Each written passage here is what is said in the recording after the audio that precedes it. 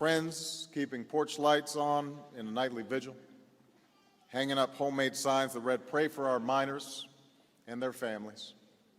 Neighbors consoling each other and supporting each other, leaning on one another.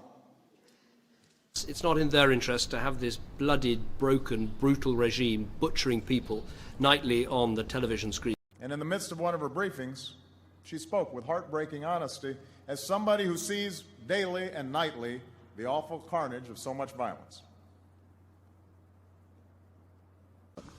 And we just talked about bread and butter issues that everybody talks about around the kitchen table, but unfortunately don't make it on the nightly news a lot.